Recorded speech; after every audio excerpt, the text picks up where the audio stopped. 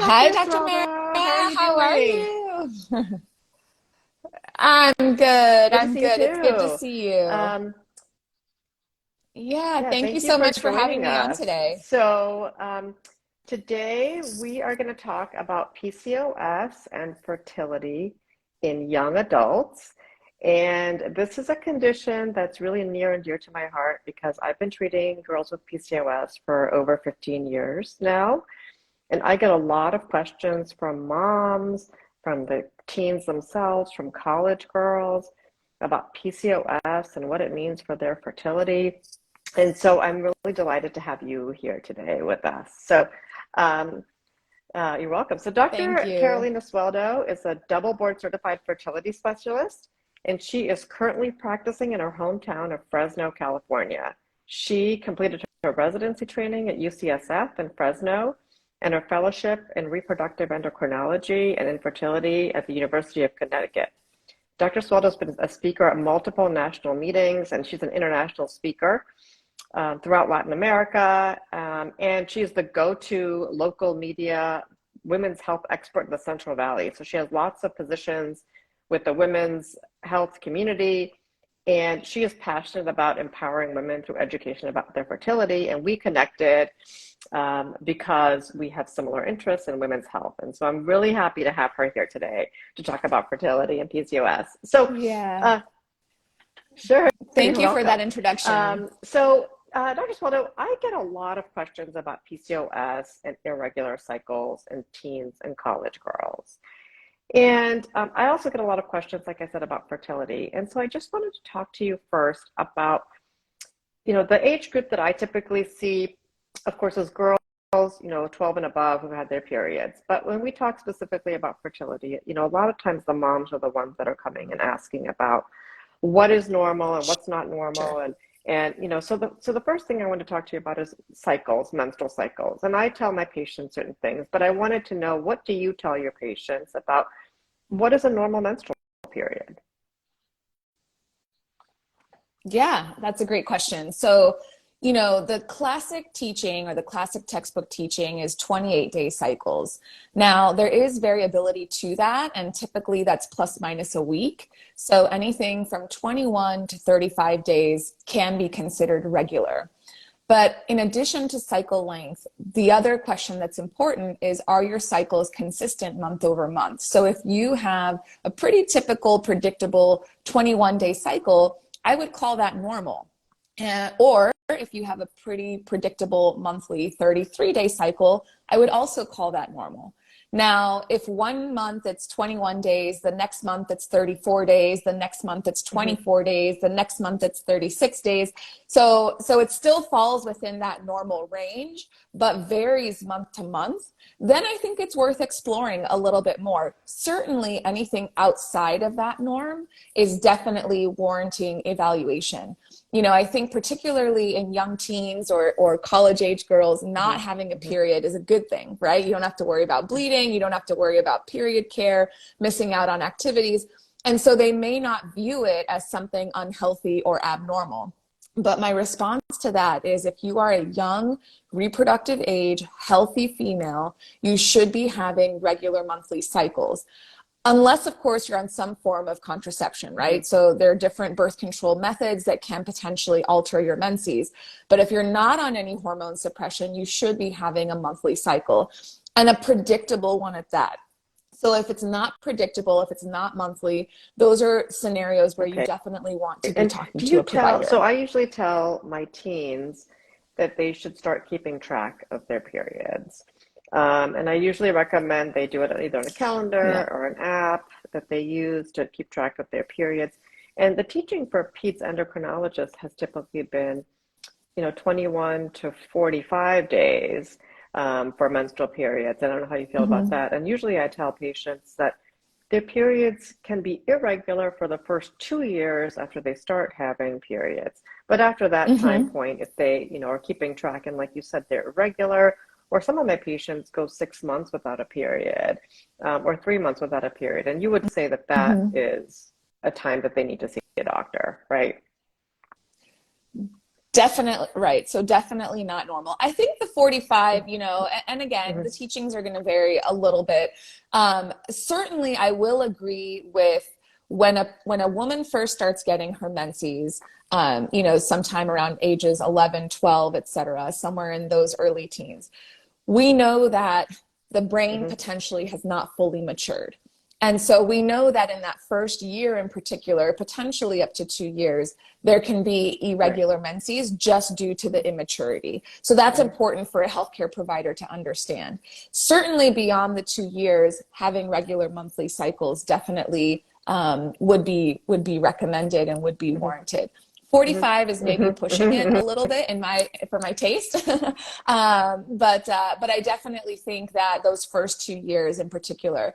Now, what I will say is, again, if let's say there's a history of in the family, patients have, the mom, the grandma, everybody has gotten early cycles or late cycles, or there's a history of irregular cycles, that Mm-hmm. can also be something to consider. And then certainly tracking is helpful because, who can keep track in their head of, was it 28, was it 30? That's too hard to remember. Typically, I have, recommended Right. apps just Right. because we're all on our phones these days, and so it makes it easier. I think for the older group, post Roe v. Wade, and with some of the tracking that has come from those apps, there's a little hesitation. And so Mm-hmm. going back to just the pen and paper calendar that can't really be tracked or can be easily shred is also a great way to do it. Something to just take note. Okay, if I look back at my last 3 or 4 months, what Okay. was the Okay, cycle good. regularity And the other there? question I get is, heavy periods and what's a normal blood flow? And I have a Mm-hmm. lot of girls who I see sometimes they're missing school, sometimes the college girls are missing their classes or they're Mm-hmm. missing work. And so do you have a way that you can say, okay, this is considered a heavy period, this is considered a normal period? What's your talk go to that you talk to about, Yeah. with that? Sure. So that also is going to be, Mm-hmm. somewhat subjective and, Mm-hmm. and variable between patients. And so generally what I'll say is if your periods have had a certain flow and there's been a change, so, you notice Mm-hmm. that they've gotten, noticeably heavier from the last 6 months. So anything that's a change, you definitely want to make sure that you're getting evaluated. Outside of that, things that could constitute more acute or more emergent situations would be things like you're bleeding through a pad an Mm-hmm. hour, you're getting lightheaded, you're getting dizzy, maybe you're getting anemic, your Mm-hmm. primary doctor has you on iron supplementation. So that all would constitute definitely abnormal, definitely talking to a Mm-hmm. healthcare provider. Now, if you're Mm-hmm. somewhere in between and you're just not really sure, the CDC has a great score sheet, and they do it based on pads and tampons, because if you read Mm-hmm. the textbook definition for heavy flow, it's based on milliliters of Mm-hmm. blood or amount of flow. And what's up until the menstrual cup came around, there was really not a good way for women to Mm-hmm. quantify the blood that they were losing because they were using pads or tampons. So now with the menstrual cup, that does become an option. But for most women, most teens, they are using pads and tampons. And so the CDC came up with a score sheet looking at how much you're soaking through a pad, Mm-hmm. how much you're soaking through a tampon, Mm-hmm. and then the clotting that you have. Is it, no Mm-hmm. clots or light clots Mm-hmm. versus heavy, large clots? And they each get a score. And so at the end, you add up that score. And if your score is over 100 points, then Okay. you are considered to have heavy flow. So that is one sort of objective, standardized way that can be done to assess for heavy flow. I think the larger point here, though, is if your flow is bothering you, if it's heavy enough to where, Mm-hmm. as you mentioned, you're missing out on activities or, you're missing school, then you definitely want to be talking to a healthcare provider, because that's something that's quite easily Okay. manageable during the teen Okay. and young adult Good. years. And do you and does that go along with the pain also? So if teens are having a lot of pain with their periods and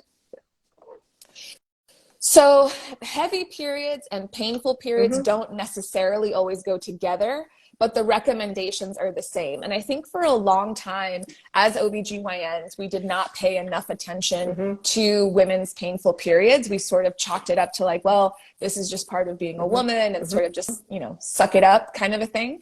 And I think as we saw more research being done in this arena, what we realized is that painful periods typically are an indication of something else going on.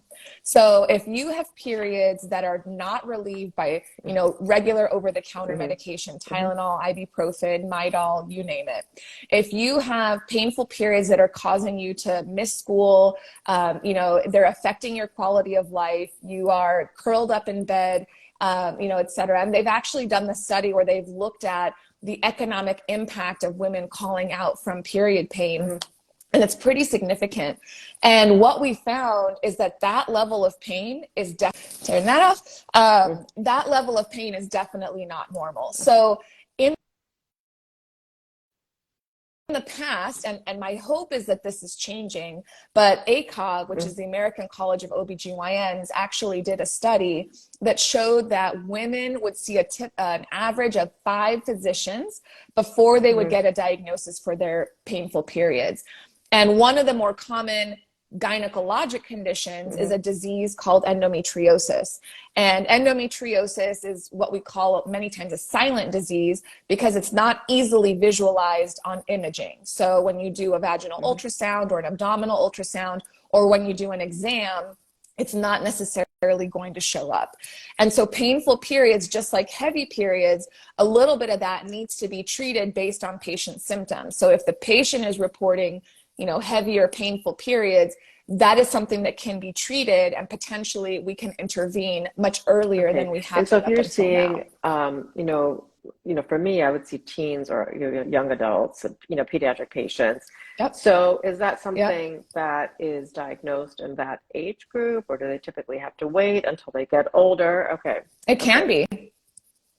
No, it can be. Yeah. And generally, you know, so really, if you're going to make a diagnosis of endometriosis, typically it's a surgical diagnosis. That's the gold standard.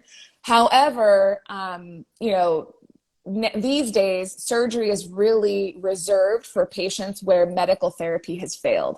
And so a great first-line treatment for painful periods is some form of hormone suppression, whether it's birth control, if the mom or the patient are not comfortable with that, some form of progesterone only suppression that they're taking daily, and doing that for 3 months. And I always tell them, I'm like, I know it's going to be, just try to stick it out for the 3 months. 3 months seems like a long time, but just try to stick it out. Because at the end of the 3 months, if there has been a noticeable improvement in symptoms, then there's a high chance that it was related to something GYN, potentially endometriosis. If after 3 months there was not a significant improvement, then we need to start looking at other causes.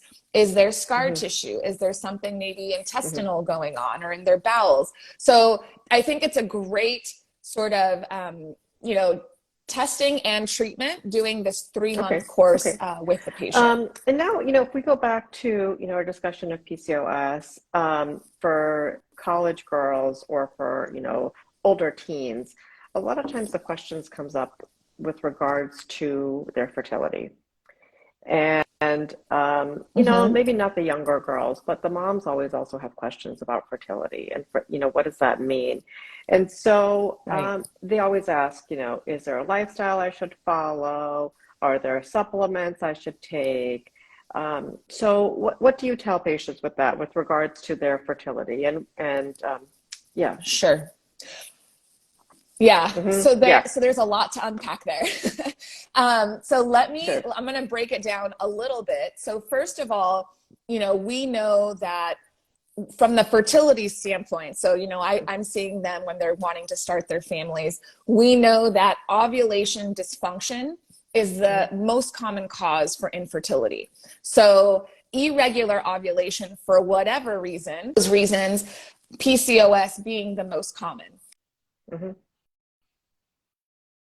And I always tell patients, you know, PCOS, polycystic ovarian syndrome, is not actually cysts on the ovaries. It's a misnomer. It's actually an egg excess disease. And so the way I think about it is like a system overload. So the brain and the ovary are trying to communicate, but there's so much going on in the ovary that the brain, just the hormones get overwhelmed. It can't figure out which one to pick, and so it doesn't, right? So ovulation doesn't happen. So what I tell patients is that PCOS should be considered a chronic disease, just like thyroid, just like high blood pressure, just like diabetes. So PCOS always needs to be actively managed. You are either actively trying to get pregnant, and you're probably seeing me for that if you are, or you're actively suppressing the PCOS, and that's probably more when they're going to be seeing you. So when we talk about actively suppressing the PCOS, we talk about three, or I at least talk about three arms to the treatment. And so we talk about the medical treatment that obviously you'll be working with your healthcare provider. I talk about the supplements, and then I talk about lifestyle. So let's go to the medical treatment. The medical treatment for PCOS is essentially, the goal is to target the unopposed estrogen production that is occurring. And so by targeting unopposed estrogen, what you have to do is you have to give progesterone. So progesterone is the hormone to balance that out. Progesterone can be given in many different forms. For me, I have found my teenagers do like birth control pills, only because many of their friends are already taking them for contraceptive purposes. And so they kind of are just, you know, the same as all their girlfriends. And it does serve the purpose of contraception if they are sexually active. However, birth control pills are not the only method. There are tons of other progesterone-only options that can be used in the treatment of PCOS. So whether it's a progesterone-only pill, the progesterone IUD, a progesterone implant, a progesterone shot. I mean, there's all different kinds. And so it's really just talking through, what are they going to be the most adherent to? What are they going to be able to do consistently through time? And, you know, I always tell patients, I don't want to scare people, but unopposed estrogen, the concern there is at the level of the uterus, the development of uterine cancer. And the youngest patient that I have seen with uterine cancer was 24 years old. She lost her uterus at 24. And so even though we're talking about teens and young adults who are not really thinking about pregnancy, this piece is so, so important because it could impact their future fertility. So balancing out that unopposed estrogen is super important. And then with regards to supplements, there's really not, you know, the supplement world, and you know this just as well as I do, is that the data is a little bit tough, just because doing the rigorous, you know, standardized control trials is tough. Generally speaking, inositols have come up as a really good supplement for PCOS, myo-inositol and D-chiro-inositol. And, you know, not to speak to any particular brand, but Theralogics has a supplement called Ovasitol that contains both of those. So Ovasitol contains myo and D-chiro-inositol. It's a powder. You mix it in liquid, you drink it twice a day, and you're on that basically, you know, chronically. So you incorporate it into your daily regimen.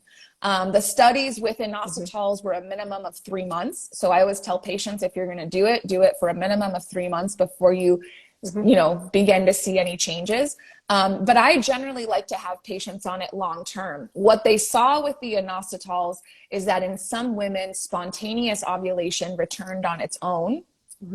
And for women who are actively seeking pregnancy, again, those are the ones that I'm going to see, they were more responsive to medication. So Ovasitol, I think, or I should say the inositols, are just a great supplement for, specifically for the PCOS population. Sorry, but I'm going to just. And then the third thing, sorry, go ahead. For the age group that we're talking about, are the supplements useful, helpful? Are there any risks of those medications? Again, we're talking about girls maybe 14 and above, 14 to 21. So, yeah. As far as the studies, I believe the studies were 18 and over. But given the way that they act, there's no reason to think that they would not be helpful in a younger PCOS patient. Because the idea is they're acting on the IGF, and not to get too technical here, but they're acting on the downstream of the IGF-1 receptors at the level of the ovary. So the idea is to improve the hormonal milieu so they're taking of the ovarian this environment. Or mixing it as a supplement and taking it once a day and twice a day. And long-term twice a day. You are not, the studies haven't shown any long-term. Yeah, so far the safety profiles have been really positive. So as far as long-term risk, I mean, we don't have them, to be fair. But so far there's been nothing, like with most supplements, typically we see low side effect Okay. profile Okay, great. associated with them. And then the third thing is lifestyle. And I think this is Mm-hmm. really important because Mm-hmm. we're going to touch on a few different things here. And, number one, we know that women who have PCOS, there's definitely a Mm-hmm. metabolic component to the disease. And when I say that, what I mean is that a patient's metabolism is going to be changed. So Mm-hmm. they are at higher risk Mm-hmm. for diabetes, fourfold increased risk. They have more difficulty losing weight. They have an Mm-hmm. easier time putting that weight on, particularly Mm-hmm. what we call Mm-hmm. central adiposity or around the belly area. And so really focusing on an active lifestyle that is going to counteract that, and a nutrition or sort of diet. Right. And I don't mean diet in the lose Right. weight sense, but a diet as in daily meals that is going to Right. focus on counteracting those two things. So we typically talk about high Mm-hmm. protein, particularly lean Mm-hmm. protein. We talk about complex whole grains. We talk about, lots of veggies. Fruit, even though it's considered healthy for Mm-hmm. PCOS patients, we definitely Mm-hmm. want to limit just because of the sugar component. But I think it's really important to understand, unfortunately, most PCOS Mm-hmm. women are going to have to work a little bit harder and do a little bit more than somebody who doesn't have PCOS. And that's just the name of the game, unfortunately. I think it's important to note two things. Number one is that given the risk of diabetes, these girls, teens, and Right. adolescents should be checked their Right. sugars on a yearly basis. And if they do come back pre-diabetic, I am pretty Mm-hmm. aggressive about treating with metformin. And metformin is very safe. It's been around a long time, and can not only help with the pre-diabetes or insulin resistance, but could also help with the PCOS component. So Mm-hmm. metformin, I don't use in everyone. But if there is documented insulin resistance or pre-diabetes, that's something that I use pretty liberally. And then the second thing is just really understanding that the nutrition and exercise have to Mm-hmm. be Mm-hmm. considered part of the treatment plan. So in the same way that you're using progesterone, in the same way that you're using the inositols, in the same way that you may or may not be using metformin, you definitely want to make sure that you are really tailoring your nutrition and your exercise to be included as Okay. part Yeah, of your treatment of that's your very helpful. And PCOS. I've been using metformin for many years as an endocrinologist, and I've always told my patients that Mm-hmm. um, usually the metformin dose, again, for we want to focus on prevention of diabetes because that's really why I care about it as a hormone specialist, and I really got Yep. interested in PCOS management. But prevention of diabetes is usually lifelong. And so I would absolutely agree with you as far as the Yep. lifestyle is concerned. That's really, and I'm glad to hear you say that it is a chronic disease just like diabetes. So we just want to say, we can manage it, we Mm-hmm. can manage the symptoms. And when they, when do I need to refer to someone like you? So if they have questions early on about fertility, I mean, that's the biggest question these girls have is, what do I do? Is there anything I can Yeah. do to, when I want to get pregnant? And maybe they're not wanting to get pregnant when they're 21, but maybe it's 31. And so, Sure. what Sure. is the Sure. earliest that Sure. they should see a reproductive endocrinologist? And in addition to following these lifestyle and, medication therapy and supplements. Sure. So Mm-hmm. again, it's not like a black and white answer. What I will say, my blanket answer always is if you are concerned enough, and you have more questions than maybe, the endocrinologist or the PCP or, the peds can address, then you can always see a reproductive specialist. We are hormone specialists. That is, Mm-hmm. Mm-hmm. also what we do, but in older populations. And so we're happy to have that counseling session, particularly if the mom also wants to be involved, and the daughter is comfortable, we'll do a consultation together. So I just want to sort of blanket statement that. But I will say that really, because the PCOS needs to be actively managed. So let's say, you just turned 30 or you just got married, or, there's been now a change where you think you're ready to start building your family and you want to Mm-hmm. come off of your progesterone support. So at that point, you need to be working with somebody who understands PCOS and who is going to manage you actively. So unfortunately, what I see sometimes is, the patient was on birth control for 10 years for her PCOS, got married, and then was off of it for a year and a half because they were trying at home. And unfortunately, because of her PCOS, she's not having regular cycles.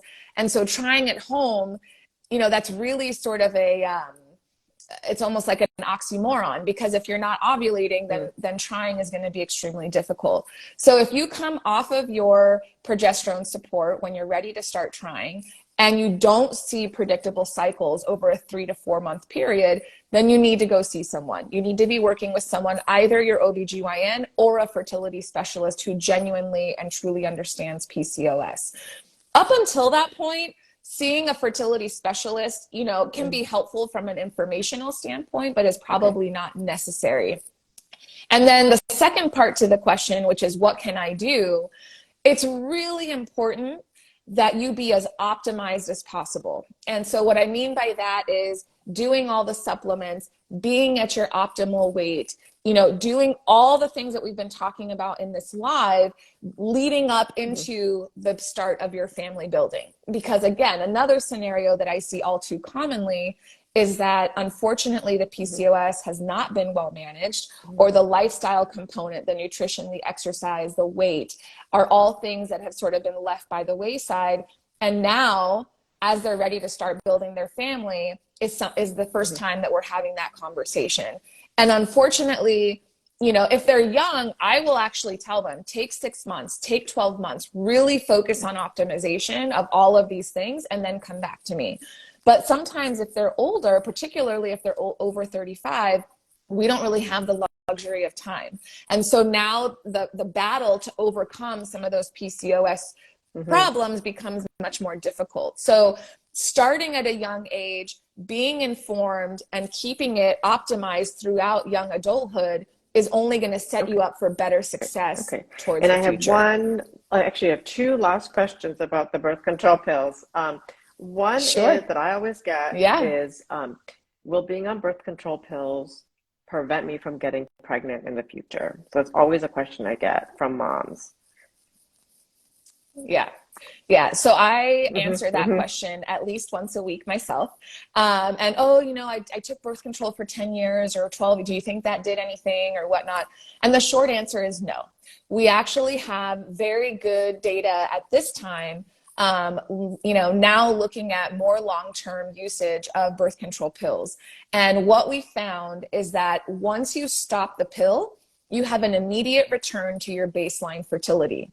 Now, if your baseline fertility is irregular cycles and no ovulation, then obviously you're not going to ovulate and you're going to have problems with fertility. But that's not because of the birth control pill. That's just your baseline fertility. And then you have the opposite extreme. In fact, what happened with me is that you come off the birth control pill and you get pregnant right away, month 1, and you never get a period.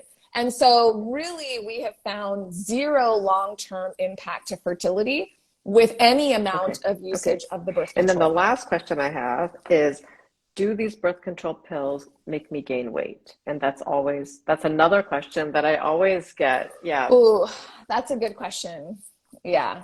So I'm going to tell you sort of what the research says, and then I'm going to tell you anecdotally what my experience has been. And in the research, they have looked at this and they have not found significant weight increases with the birth control pill specifically, different than some of the other, specifically Depo-Provera. Depo-Provera is a shot. It's given every 3 months. Women did report weight increase with that. With the birth control pill taken daily, they did not see the same impact to weight.